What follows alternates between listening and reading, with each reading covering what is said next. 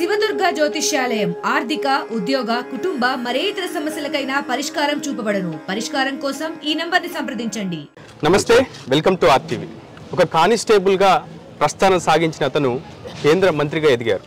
మానుకోట ముద్దుబిడ్డగా ఏఐసిసికి వీర విధేయుడిగా ఎదిగిన అతను మరోమారు మానుకోటపై కాంగ్రెస్ జెండా ఎగరేస్తుంటున్నారు. ఆయన మరెవరో కాదు, కోరిక బలరాం నాయక్. మానుకోటకు బుగ్గకారును పరిచయం చేసిన ఆయన మరోమారు ఎన్నికల బరిలో నిలుస్తున్నారు. ప్రస్తుతం మనకు అందుబాటులో బలరాం నాయక్ ఉన్నారు.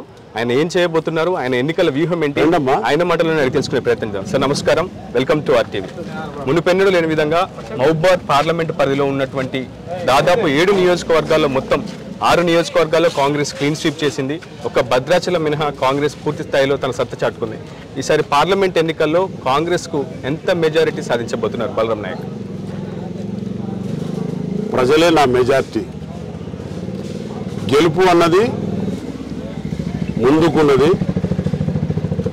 ఆ గెలుపు కూడా ప్రజాస్వామ్యంలో ప్రజలలో కాంగ్రెస్ పార్టీకి మొన్న గవర్నమెంట్ తెచ్చింది కూడా ప్రజలే. అదే ప్రజలు కూడా నాకు గెలిపిస్తారు. ఈ భారతదేశంలో కూడా కాంగ్రెస్ పార్టీ గెలుస్తుంది. తెలంగాణలో కూడా 15 సీట్లు కాంగ్రెస్ పార్టీకి డెఫినెట్గా వస్తాయి, 15 నుంచి 16 సీట్లు. 2014లో మీ ప్రత్యర్థి సీతారాం నాయక్ మీపై 35,638 మేట్ల మెజారిటీతో గెలిచారు. 2019 లోక్సభ ఎన్నికల్లో కవిత 1,45,000 ఓట్ల పై చిలుకు మెజారిటీతో గెలిచారు.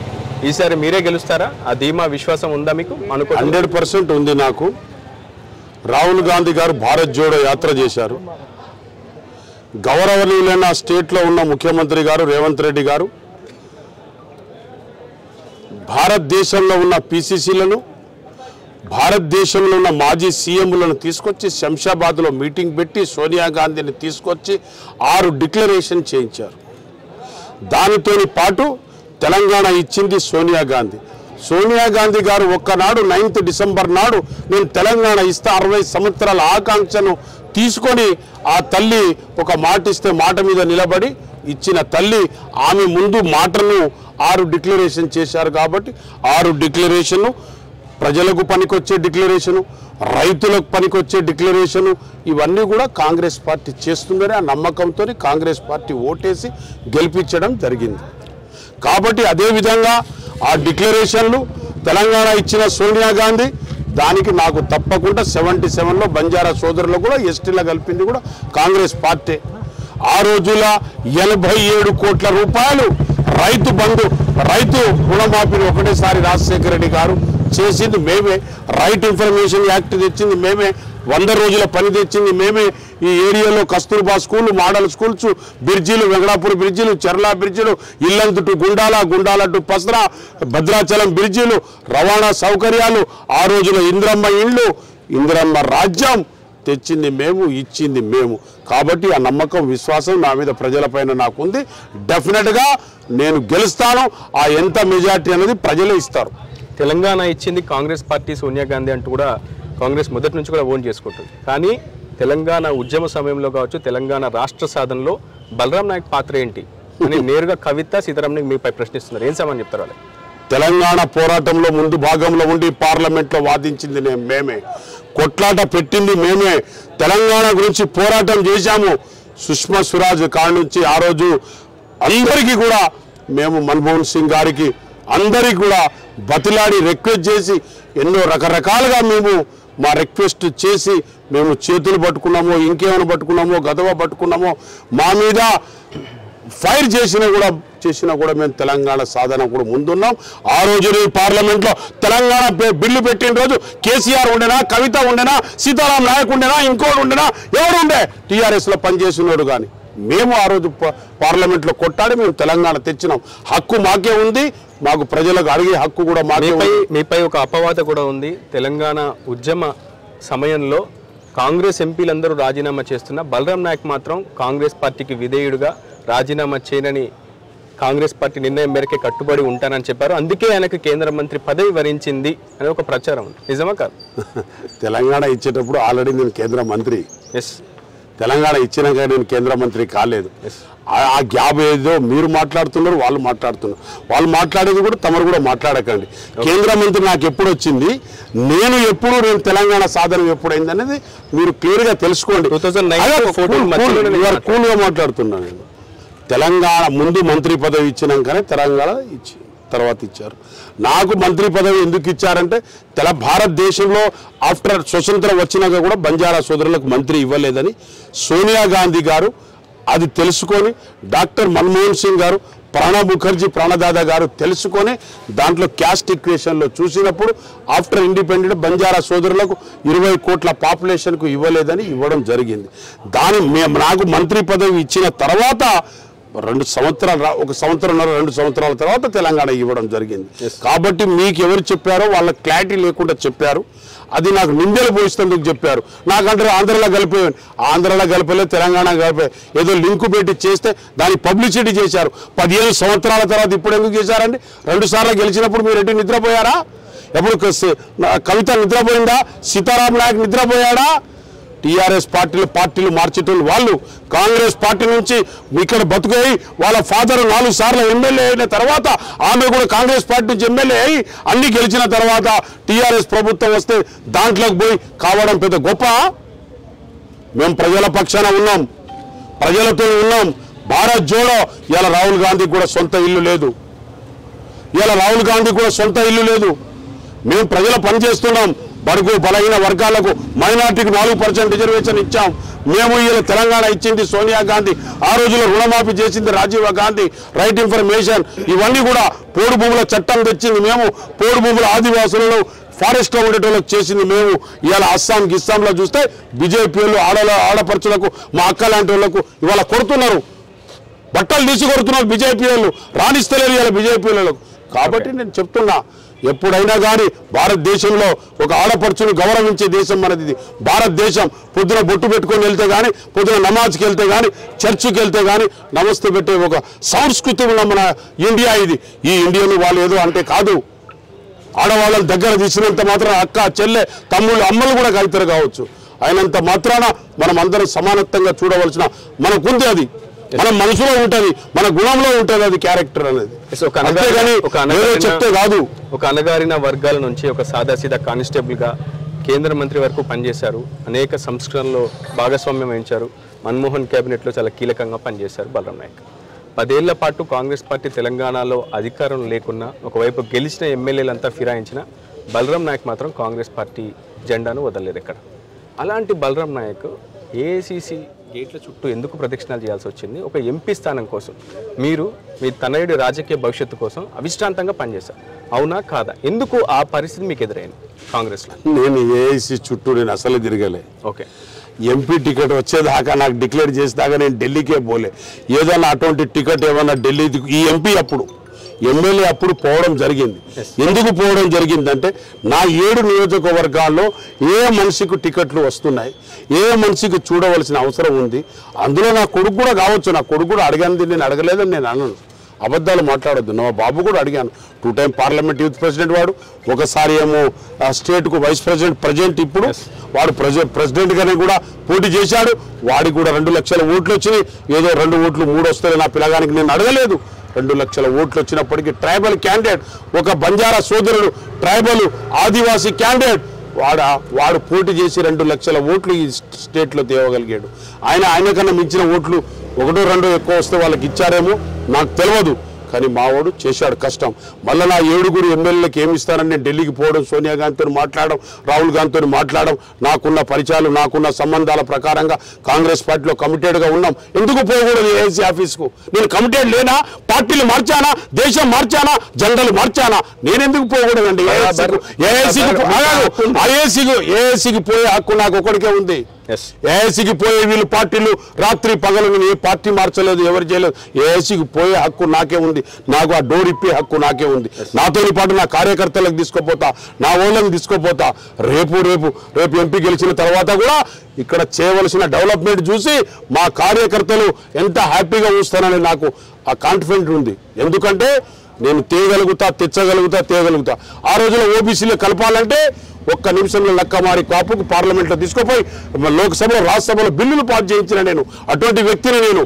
ఇంకోటి చెప్పినా కాకతీయ యూనివర్సిటీలో ఒక రోజు పోతే బీసీ అమ్మాయిలు రోడ్డు మీద పడుకొని ఉంటే 40 రోజుల్లో లోపల 600 కోట్లు తెచ్చి హాస్టల్ కట్టించిన నాకు ఈ కులం అది లేదు, అందరూ కూడా సమానత్వమే. నాకు నేను తేగలుగుతా, తెచ్చగలుగుతా. ఇంత బలంగా చెప్తున్నానంటే ఎలక్షన్ గురించనే కాదు, ఎలక్షన్ లేనప్పుడు కూడా నేను పనిచేసే వ్యక్తిని. ఇవాళ నేను మొన్న 10 సంవత్సరాలు ఎలక్షన్ లేకున్నా కూడా నాకు కావాల్సిన వాటర్ ప్లాంట్లు అటు ఇటు ఉంటుంటే అవి రోటరీ క్లబ్ అడిగి ఎక్కడెక్కడ ఏం ఇబ్బందులు ఉంటే నాకు ఇబ్బంది ఉంది అని అడిగితే ప్రతి సోదరుని అదుకునే నేను. అంతేగాని ఇది అది కులమత భేదాలు అలాంటి మాకు లేవు. అసలు విషయానికి వద్దాం. ఏఐసిసి మిమ్మల్ని గుర్తించింది ఒక బంజారా బిడ్డను తీసుకువెళ్ళి కేంద్ర మంత్రి బాధ్యతను కట్టబెట్టింది. మరి ప్రస్తుత మీ క్యాబినెట్లో మీ బంజారా సామాజిక వర్గం సంబంధించిన వాళ్ళు ఎవరు క్యాబినెట్ లో ఉన్నారు? ఎక్కడ ఇప్పుడు సామాజిక సమీకరణలు ఎందుకు ప్రస్తుతం ఉన్నటువంటి బాగా చెప్పారు. చెప్పండి. సామాజిక వర్గానికి ఇంకా 6 పోస్టులు ఉన్నాయి. నాకు ఇవ్వాలని అనుకున్నారు సీనియర్ కాబట్టి, ఎమ్మెల్సీ ఇచ్చి కూడా మినిస్టర్ ఇవ్వాలని అనుకున్నారు కాబట్టి నాకు ఇంకా నా జూలై దాకా ఆగమన్నా నేను ఆగే ఓపిక నాకు లేదు, నేను ఎంపీకే పోతానని చెప్పడం జరిగింది. మీకు ఆఫర్ ఇచ్చారా? నాకు ఆఫర్ ఇచ్చారు రేవంత్ రెడ్డి గారు, గౌరవనీయుల పెద్దలు పూజ్యులు నాకు ఆఫర్ ఇచ్చారు. జూలై దాకా ఆగితే ఈ 6 ఎమ్మెల్సీలు వచ్చినాక మీకు కూడా క్యాబినెట్ మంత్రి ఇస్తామని అంటే నాకు అప్పుడు దాకా నాకు ఆగే ఓపిక లేదు సార్. నాకు ఎమ్మెల్యే టికెట్ రాలేదు నా పబ్లిక్లో కూడా నాకు. కాబట్టి నాకు దయచేసి నాకు ఎంపీ ఇచ్చేయండి. నేను గతంలో కూడా నేను ఎంపీగా పోటీ చేశాను కాబట్టి నేను ఎంపీకి వెళ్తాను, నాకు ఇచ్చేయమంటే చెప్తూనే సోనియా గాంధీ గారు ఫస్ట్ లిస్టులో 36-37 మందిలో ఫస్ట్ లిస్టులో నేను ఢిల్లీకి కూడా పోలేదు. గౌరవనీయుల రేవంత్ రెడ్డి గారు నాకు అందులో క్యాబినెట్లో ఉన్న వాళ్ళందరూ సిఈసీలో ఏఐసీలో ఉన్నారు. సోనియా గాంధీ గారికి సోనియా గాంధీ గారు ఫస్ట్ లిస్ట్ ఇచ్చారు, 4 ఇస్తే అందులో నాకు ఒకరికి ఇచ్చారు. మళ్ళా ఫస్ట్ లిస్ట్లో ఇచ్చారు. ఈ స్టేట్లో 4 వస్తే నాకు ఒకరికి ఇచ్చారు. కాబట్టి నేను గర్వపడుతున్నా. నాకు కాంగ్రెస్ పార్టీ గుర్తిస్తుంది.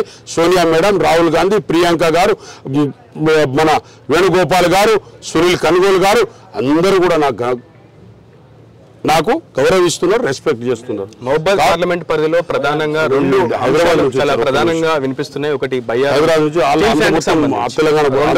ఇల్లందుకు సంబంధించి సీతారామ ప్రాజెక్టు రీడిజైన్ కారణంగా రోళ్లపాడు రిజర్వాయర్ ని ఇక్కడ నుంచి రీడిజైన్ తప్పించారు.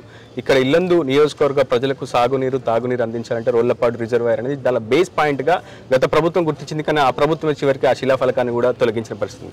సో మీరు రేపు ఎంపీగా అయిన తర్వాత బయ్యారం స్టీల్ ప్లాంట్ పై మీ స్టాండ్ ఏంటి? రోళ్లపాడు రిజర్వాయర్ పై మీ స్టాండ్ ఏంటి? ఇల్లందు నియోజకవర్గ ప్రజల తాగునీరు సాగునీరు దానిపై ఆధారపడి మీరు ఏం చేయబోతున్నారు? ఇంతకుముందు బయ్యారం ప్రాజెక్టు అమెండ్మెంట్ తెచ్చింది నేనే, అమెండ్మెంట్ చెత్తింది నేనే, లోకసభలో పెట్టింది నేనే. రాజ్యసభకు పోయే వరకు క్వాలిటీ తక్కువ ఉన్నదని కొంచెం క్వాలిటీని ఆపేయడం జరిగింది. ఆ క్వాలిటీని ఫుల్ఫిల్ చేయాలంటే మనం నర్సంపేట దగ్గర గుట్ట ఉన్నది, ఆ గుట్టలో ఉన్న మైనింగ్ మనం బయ్యారాన్ని తీసుకొస్తే ఇది అది 2 మిక్చర్ చేస్తే క్వాలిటీ సరిపోతుంది. అందువల్ల ఫ్యాక్టరీ వస్తుంది. దాని కొరకే నేను ఐటీఐ కాలేజ్ కూడా మహబాద్లో పెట్టేయడం జరిగింది. నేను ఈసారి తప్పకుండా బయ్యారం ఫ్యాక్టరీ నేను సాధిస్తా కూడా. ఎందుకంటే నాకు తెలవని వృత్తి కాదు అది, నాకు తెలిసిన వృత్తి. ఆ రోజులో అమెండ్మెంట్ చేయించింది నేను. నా ప్రజల గురించి నేను తప్పకుండా ఈసారి చేస్తా. నాకు ఎంప్లాయ్మెంట్ పిల్లలకు కానీ, ఇంకా సింగరేణిలో ఉన్న బావులు కానీ, ఇరిగేషన్ ప్రాజెక్టు కానీ, నాగార్జున సాగర్ కూడా దోర్నకల్లు తీసుకొచ్చి అక్కడి నుంచి లిఫ్ట్ ఇరిగేషన్ పెట్టించి ఇల్లందుకు సాగునీరు తాగునీరు అందించాలని నేను అనుకున్నా. అది కూడా నేను ఎంతవరకు నేను చేయగలుగుతాననేది 100% చేస్తా, చేసి తీరుతా. బయ్యారం ప్రాజెక్టు వదిలిపెట్టే క్వశ్చన్ లేదండి. సీతారామ ప్రాజెక్టు రీడిజైన్కి సంబంధించి సీతారాం ప్రాజెక్టు రీడిజైన్కి సంబంధించి ఇరిగేషన్ వాళ్ళతో రివ్యూ మీటింగ్ పెట్టించి, ఎందుకంటే దాని మీద నాకు ఈ 10 సంవత్సరాల మధ్యలో జరిగింది అది. దాని మీద నాకు పెద్ద అవగాహన లేదు, దాని మీద క్లారిటీ లేదు. నేను కానీ కనకయ్య గారు కానీ, మా జిల్లా శ్రీనివాసరెడ్డి గారు కానీ, తుమ్మల నాగేశ్వరరావు కానీ, బట్టి విక్రమార్క గారు ముఖ్యమంత్రితో కలిసి రివ్యూ మీటింగ్ పెట్టించి తప్పకుండా ఆ రివ్యూ మీటింగ్లో ఈ సీతారాం ప్రాజెక్టు పెట్టించి మాకు ఇల్లందుకు రావడానికి సౌకర్యాలు దేనికి, దానివల్ల ఎక్స్పెండిచర్ పెరుగుతుందా, పెరిగితే ఏం చేయాలి, దాని రీడిజైన్ ఎట్లా చేయాలి. ఎందుకంటే వాటర్ ఇక్కడ నుంచి ఎక్కడికైనా తీసుకెళ్లవచ్చు. ఇప్పుడు నాగార్జున సాగర్ ఎక్కడికో సత్తుపల్లికి పోతుంది కాబట్టి ఇక్కడ తేవడానికి పెద్ద బ్రహ్మ విద్య కాదు అది. కాబట్టి తప్పకుండా మీరు తీసుకొచ్చే మార్గదర్శక 6 గ్యారెంటీలకు సంబంధించి ప్రధానంగా 3 అంశాలు మీరు పెండింగ్ లో ఉంచారు. మహిళలకి 2500 రూపాయలు ఇస్తామన్నారు, అది ఇవ్వలేదు. రైతు భరోసా పెండింగ్ లో ఉండిపోయింది. రైతు రుణమాఫీకి సంబంధించి 2 లక్షల రూపాయల రుణమాఫీ కూడా చెల్లించలేదు. సో ఈ 3 అంశాలు ఇప్పటికే 100 రోజులు పూర్తయ్యాయి.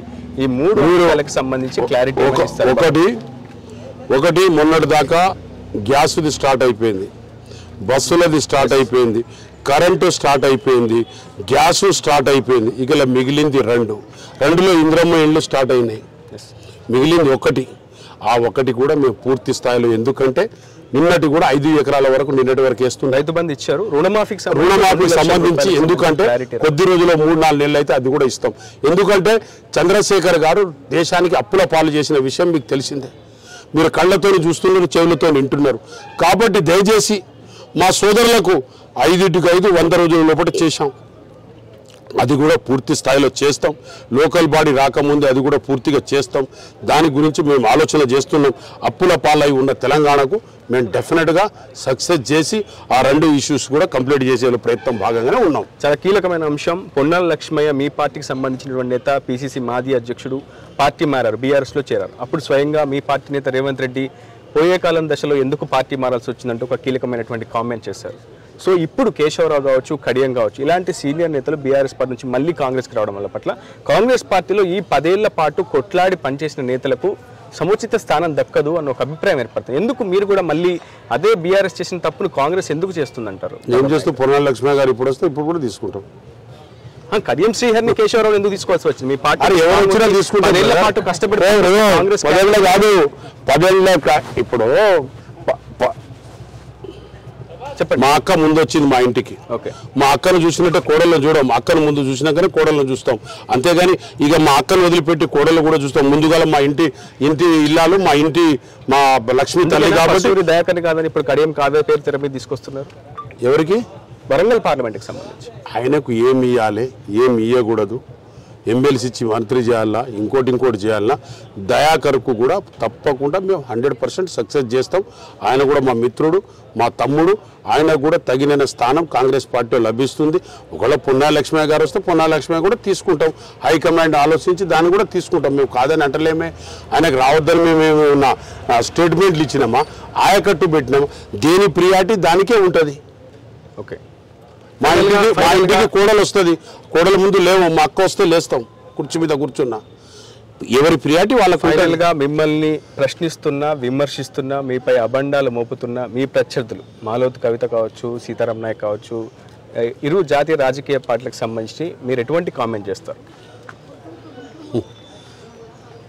వాళ్ళ ఫాదర్కు మేము ముందే చెప్పిన, వాళ్ళ ఫాదర్కు 5 సార్లు ఎమ్మెల్యే గెలిపించిన కాంగ్రెస్ పార్టీ, సర్పంచ్ను చేసిన కాంగ్రెస్ పార్టీ, మన సమితి ప్రెసిడెంట్ చేసిన కాంగ్రెస్ పార్టీ, వాళ్ళ బిడ్డను ఎమ్మెల్యే చేసిన కాంగ్రెస్ పార్టీ. ఒక 5 సంవత్సరాలు 10 సంవత్సరాలు ఓపిక లేకపోతే ఏ పార్టీలో ఎట్లా? కన్న తల్లి ఇంట్లో బిడ్డను కంటది. కష్ట సుఖాల్లో పాల్గొన్నడే కొడుకు అవుతాడు. కానీ వాడు ఎక్కడో పారిపోయి బతికి వాడు ఎంజాయ్ చేస్తుంటే కొడుకు కాదు కదా. ఇది కూడా అంతే. కుటుంబం నువ్వు ఉండాలి, నీ ప్రియారిటీ నీకు ఉంటుంది. ఇలా నా ప్రియారిటీ నాకు లేదా? 10 ఇయర్స్ మాకు టీఆర్ఎస్ పిలవలేదా? 100% పిలిచా ఉంటారు. 1000% పిలిచాడు. 100% సంగతి దేవుడు ఎరుక. మొన్న టికెట్ ఇస్తాం, డబ్బులు ఇస్తాం, ఎన్నో రకరకాలుగా పిలిచాడు. మనకు గుర్తించింది ఒక ట్రైబల్ను, ఒక ఆదివాసీ, ఒక బంజారా సోదరునికి ఆల్ ఇండియాలో నాకు ఒక గౌరవమైన పదవి ఇచ్చింది, మంత్రి పదవి. సోనియా గాంధీ గారు, కాంగ్రెస్ పార్టీ. ఆ ఇచ్చిన పార్టీని ఏదంటే అది రోడ్లు, బ్రిడ్జిలు, Bhadrachalam bridge, Venkatapuram bridge, highway national 2000 కోట్లు తెచ్చాను. పిల్లపాక, అగిరివ, ఇల్లంతుట్టు, గుండాల. ఒకసారి నేను ఎంపీగా ఉన్నప్పుడు నేను గుండాలకు పోయిన సైకిల్ మోటార్ మీద. అరే ఇంతవరకు ఇక్కడ రోడ్లు వెళ్ళేవారా ఇది మండలానికన్నా. తర్వాత నాకు రోడ్ ఇస్తే గుండాల, ఇల్లంతుట్టు, గుండాల టు వేసిన, ఇల్లంతుట్టు, కొత్తగూడెం, ఈ రోడ్లను నేనే వేసిన, ప్రజల కొరకు చేసినాం. వీళ్ళు ఏం చేయాలంటారు? సీతారాం నాయక్ కానీ కవిత కానీ చేసింది నాకేం తెలుసు? వాళ్ళ పార్టీని నేను అడగను, వాళ్ళ గురించి నాకెందుకు. ఓకే, ప్రజల మద్దతు మీకు ఉండాలని అనుకుంటున్నాను. థ్యాంక్ యూ అన్న, థ్యాంక్ యూ. మీరు కూడా అక్కడ నుంచి దూరం నుంచి వచ్చారు, హైదరాబాద్ నుంచి. ఎందుకంటే కాబట్టి వీళ్ళు కూడా నిలబడమన్నా స్టేట్ మొత్తం చూస్తారు కాబట్టి. నమస్కారం అన్న మీ అందరికీ. మానుకోటపై మీ 90 జెండా ఎగిరేసి తీర్తామంటున్నారు బలరాం నాయక్. ఖచ్చితంగా ప్రజల మద్దతు తనకే ఉంది. ఒకవైపు బీఆర్ఎస్ కానీ బీజేపీ కానీ ఎటువంటి కుటిల ప్రయత్నాలు చేసినా ఖచ్చితంగా ప్రజా ఆశీర్వాదం మాత్రం తన వైపే ఉందంటున్నారు. మరి వేచి చూడాలి ప్రజల మద్దతు ఎవరికి ఉండబోతుందో. ఇది వీడియో స్నాండ్రప్తో రిపోర్టర్ ఉదయ్, RTV ఖమ్మం నుంచి. మరిన్ని వీడియోస్ కోసం ఛానల్ ని సబ్స్క్రైబ్ చేయండి. లేటెస్ట్ అప్డేట్స్ కోసం వాట్సాప్ ఛానల్ ని ఫాలో చేయండి. అండ్ లింక్ డిస్క్రిప్షన్ లో ఉంది.